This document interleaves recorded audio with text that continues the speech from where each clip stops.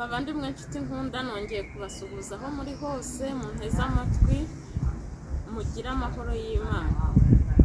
Ingingo nshaka ko tuganiraho uyu munsi ni ukuvuga ngo umuntu utanga arahirwa kurusha uhabwa.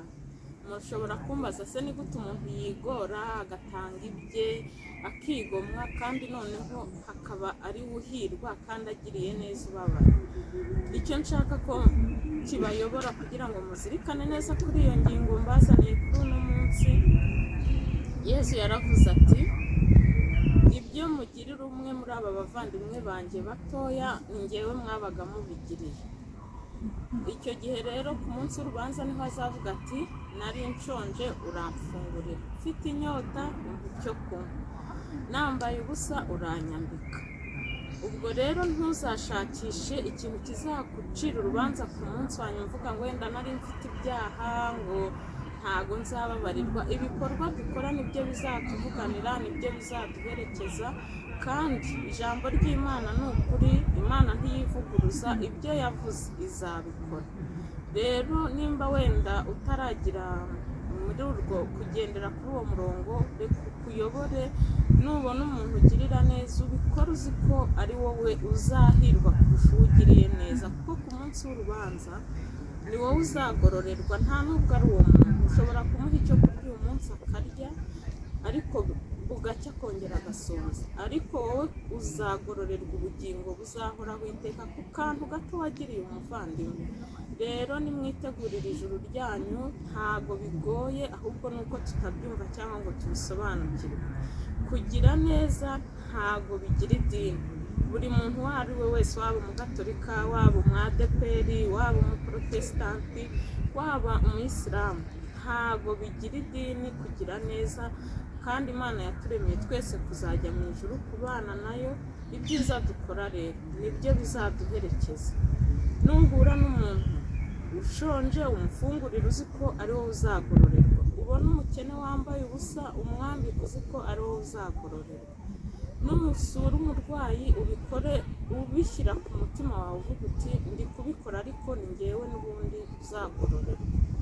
Hari n'ahandi bavuga mu ivanjiri ngo akebo ugereramo niko uzagererwamo. Dukunda gutakambira Imana, Mana mfasha, nkeneye iki n'iki iki n'iki, Imana ikaduha pe. Ariko se iyo wowe umuntu agutakambiye, kubera icyo utazirikana ko nawe uzakenera gusaba Imana?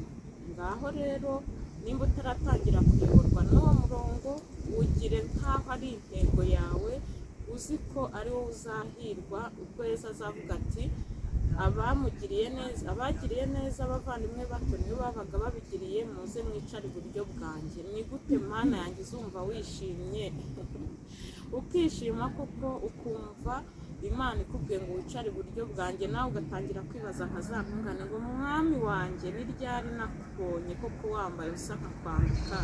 Ni ryari nakubonye ushonje nkagufungurira? Wowe rero iyo ubikora ntabwo uzi ko Imana icyo wakoze yacyanditse, kandi Imana ntiyivuguruza. Ntabwo icyo wakoze cyiza igisiba, gihoraho kandi uzakigororerwa.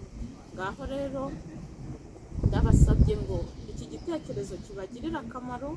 Ntago nshaka kuvuga kenshi ngo mukore subscribe ngo cyangwa ngo mukande like ngo komantere. Icyo nifuza nuko bibagirira akamaro, mubyumve muzi ko muri kugaburira roho zanyu nk'uko mugaburira imibiri yanyu. Nimugaburire roho yanyu muyitegurira aheza izaba. Kugira neza ni ukwizigamira ubukungu bwo mu ijuru, aho tuzabaho ubuziraherezo, aho tutazongera kubabara, aho tuzahora twishimye iteka.